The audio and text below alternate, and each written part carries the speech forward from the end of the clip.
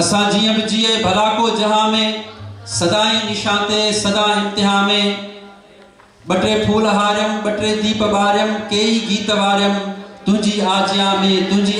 में सो तमा सबनी जी आज्ञा करण लाए एड़ी शख्सियत जै ही सजो प्रोग्राम मचायो आहे आई कोहिस्तान जी हिकड़ी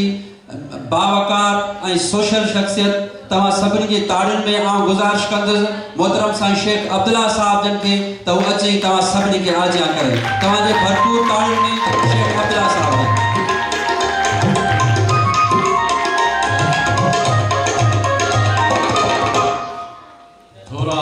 थोड़ा मूते मारुड़न जा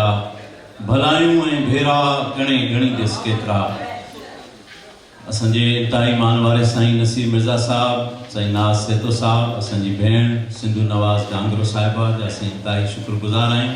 उन सां गॾोगॾु तव्हां सभिनी सामीन जा जिन में स्कूलनि जा उस्ताद मोहतरम ऐं असांजा बचड़ा शागिर्द सभिनी खे असां भलीकार था चऊं जीकार था चऊं असांजी समाजी तंज़ीम अब्बास डेवलपमेंट फाउंडेशन जंहिंजो आगाज़ त कोहिस्तान जे जबलनि ऐं झंगनि ऐं झरनि मां थियो पर अॼु उहो ॾींहुं सिज जी शिकिल इख़्तियार करे शहर ताईं पहुतो आहे ऐं हैदराबाद जे हिकु ख़ूबसूरत मुमताज़ मिर्ज़ा हाल में पाण सभु इल्म जे पंध में ई विखूं खणी हिते पहुता आहियूं ऐं असां सभिनी जो मक़सदु हिकु ई आहे त इल्म जो ॾीओ जेको असांजे वॾड़नि ॿारियो अलाह साईं पंहिंजे पाक कलाम में पहिरियों लफ़्ज़ जेको फरमायो त इक़रा पढ़ उन जी पैरवी कंदे उन खे वरनाईंदे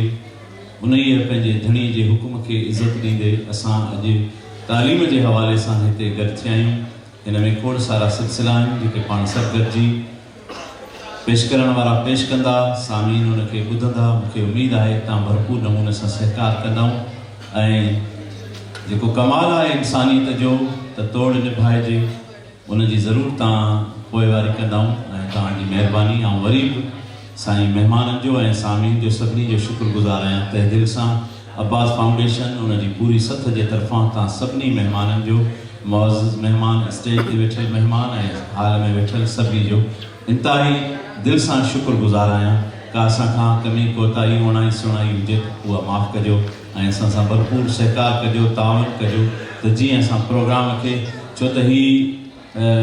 सिधी रीत दुनिया सां कॉन्टेक्ट बि आहे हीउ प्रोग्राम लायो हले थो पियो ऐं उन सां गॾोगॾु इंशाल्लाह रिकॉर्डिंग बि हलंदी मुख़्तलिफ़ सोशल मीडियाज़ ते इन जे करे असां पंहिंजी हिकिड़ी ज़िम्मेवार शहरी जी हैसियत में हिन खे इंतहाई ख़ूबसूरत रखण जी कोशिशि कंदासीं तव्हां खां इन तावन जा असीं घुरिजाऊं आहियूं तव्हांजा वॾा एहसान हाल में मौजूद हमारे उर्दू बोलने वाले भी जो बच्चे हैं बड़े हैं सबके हम शुक्रगुजार हैं और तहे दिल से उनका भी हम शुक्रिया अदा करते हैं कि उन्होंने हमारे इस इल्मी सफ़र में हमारे साथ दिया बहुत बहुत शुक्रिया सबका बड़ी मेहरबानी सब ने जी भली करे आया जी करे आया लख लायक बराबर